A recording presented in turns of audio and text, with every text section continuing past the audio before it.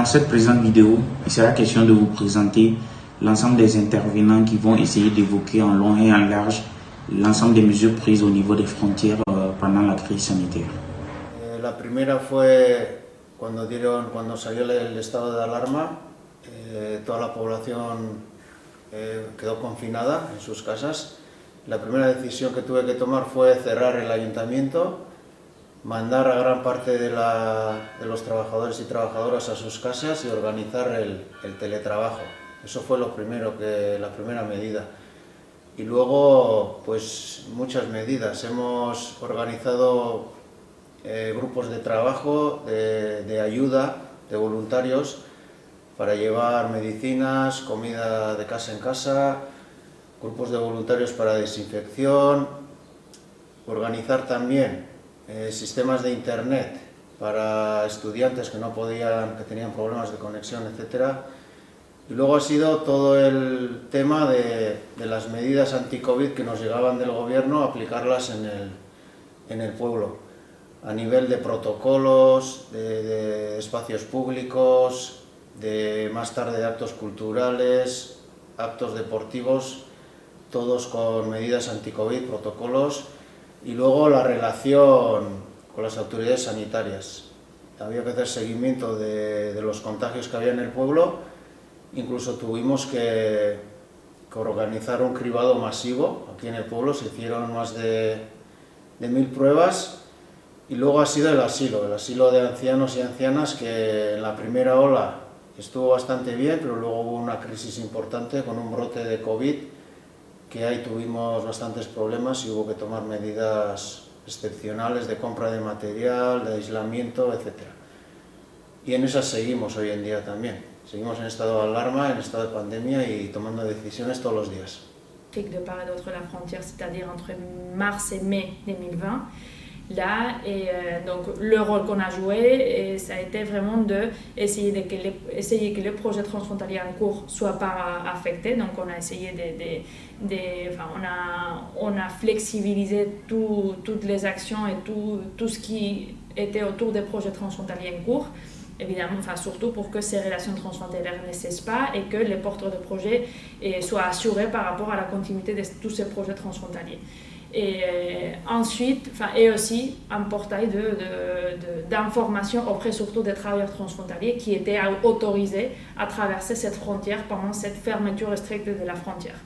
Et ensuite, avec le déconfinement progressif et des part et d'autre de la frontière, quand on a vu que la frontière et la réouverture de la frontière n'était pas sur la table lors de ces périodes de déconfinement de la part de l'État espagnol et de l'État français, on a fait tout ce travail je ne vais pas dire lobbying, mais bon, de visibiliser la citoyenneté transfrontalière et la situation de la frontière aux instances. Ça peut être au niveau des États, l'État espagnol et l'État français, mais aussi aux instances européennes, avec nos collègues d'autres frontières, nos collègues d'autres GCT européens, et à travers aussi des lettres envoyées par exemple par notre président au président espagnol et au Premier ministre français.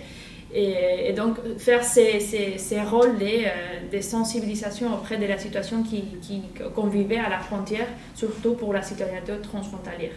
On a aussi mené une enquête auprès des citoyens transfrontaliers et des travailleurs transfrontaliers et des porteurs de projets transfrontaliers pour mesurer l'impact de la fermeture de la frontière sur leur vie quotidienne, leur travail, etc. Donc tout ça pour donner quelques chiffres et avoir une photo, une image de ce qui s'est passé ici à la frontière quand elle était fermée. Et donc ça, pendant le déconfinement, on va dire jusqu'à l'été. L'été, on dit, la nouvelle normalité est arrivée, mais ensuite on a vu avec la deuxième vague après l'été, donc en septembre, où la frontière ne s'est pas fermée, mais des mesures différentes étaient prises de part et d'autre de la frontière, et même entre l'Euskadi et la Navarre. Et du coup, notre travail a été vraiment d'informer auprès des citoyens et être une source d'information pour que les citoyens sachent qu'est-ce qu'on peut faire de part et d'autre de la frontière, qu'est-ce qu'on peut faire dans les différents territoires de l'Eurorégion, à travers une infographie qu'on actualise à chaque fois que les gouvernements actualisent leurs mesures, pour au moins donner cette information aux citoyens et et à la population transfrontalière. Egunero muga pasatzeko eskatzen digute nortasun agiria eta gure lantokiko agiria frogatzeko lanera dioten garela. Alors on a vu des choses très positives sur certaines frontières, c'est-à-dire des coopérations sanitaires. Alors il y a des territoires qui ont un historique là-dessus, et notamment sur le territoire franco-belge, mais on a vu aussi des coopérations qui ont été mises en place sur le transfert de malades à l'occasion du premier confinement de la première vague entre la France et l'Allemagne. Nous, on n'a pas de chance au niveau de la frontière franco-espagnole, on a surtout assisté à la fermeture sanitaire de la frontière, et en réalité avec extrêmement peu de coopération transfrontalière dans le domaine. La seule coopération transfrontalière qui a eu lieu, et qui n'a d'ailleurs pas été validée comme coopération transfrontalière, c'est la mise en place de l'hôpital de campagne à Bayonne, qui était un projet qui a été financé par le POCTEFA, mais au niveau des médias nationaux, on a présenté ça comme l'hôpital mobile de Toulouse qui venait s'installer à l'hôpital de Bayonne. Donc je ne vous cache pas que ça m'avait un peu irrité, puisque c'était un projet qui était extrêmement structurant pour notre territoire transfrontalier, qui a été financé par le programme opérationnel de coopération transfrontalière Espagne-France-Andorre, et justement pour faire face à ce type d'événement. C'est-à-dire c'était une structure d'urgence pour faire face justement aux catastrophes qui pourraient arriver sur le territoire transfrontalier. Donc on se rend compte qu'on fait beaucoup de choses au niveau transfrontalier, mais que les logiques nationales reprennent vite le dessus. On parlera des frontières internes un peu plus tard, mais en tout cas, je crois que c'est des mesures qui sont allées dans le bon sens d'avoir cette position commune, parce que toute la difficulté en fait sur la gestion des frontières, c'est que c'est une compétence qui dépend des États membres. C'est pas une compétence européenne, et les pays européens n'ont pas voulu lâcher cette compétence à l'Europe. Donc ils sont restés eux-mêmes maîtres de leurs frontières. Le principe de Schengen, c'était de dire on organise la libre circulation au sein de l'Union, au sein de l'espace Schengen, on ouvre les frontières. Par contre, on protège ensemble les frontières extérieures, et donc tout ce qui va dans le sens de mesures communes pour fermer, mais aussi pour ouvrir les frontières extérieures de l'Union européenne, ça va plutôt dans le bon sens. Moi, je voudrais aussi saluer l'action de l'Union européenne qui s'est organisée pour rapatrier en commun les Européens. Je vous rappelle qu'on avait des citoyens européens aux quatre coins du monde, là, entre mars et avril 2020. Grâce à justement cette coopération, on estime à 500 000 citoyens européens qui ont été rapatriés. Donc ça, ce sont des mesures qui sont importantes. La question maintenant, c'est la manière dont on va rouvrir les frontières. Il faut que les pays le fassent en même temps et de la même manière. Donc là, la Commission européenne a fait des propositions fortes, en particulier concernant les démarches et les contrôles qui devront être effectués par les États membres lorsqu'un citoyen d'un pays tiers voudra rentrer. Donc, en termes de dépistage obligatoire, de mesures plus contraignantes pour lutter contre les variants, et puis aussi sur le formulaire européen commun de localisation des passagers. Donc, on a des lignes directrices fortes, communes.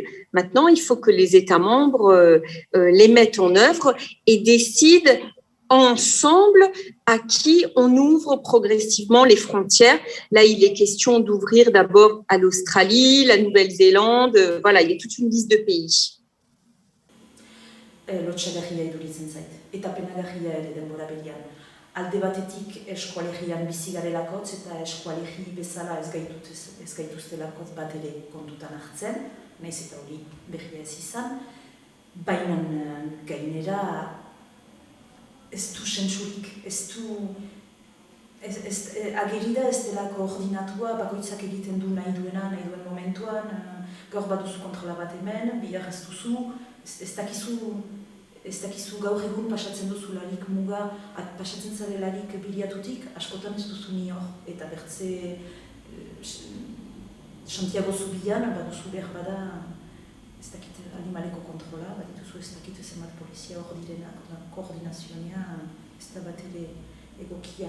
Eta aparte, iduritzen zait, erresumak kasu horretan, ez dute, Frantziak adibidez, ez du hori egiten ez COVID-arengatik edo ez migranteengatik, ni segur naiz eta hori pertsonala da, baina segur naiz Macron ari dela bere hauteskundei pentsatzen. Eta Frantzian datozen hauteskundeak eskuinaren artean jokatuko dira, eta ea zein den zohotzena hori da jokoan dena, eta hori da saldu nahi duen irudia hauteskundei buruz. Eta guk pekatzen dugu situazio hori. Au premier confinement, déjà, on a trouvé ça vraiment déplacé, quoi, parce qu'on parle d'Europe.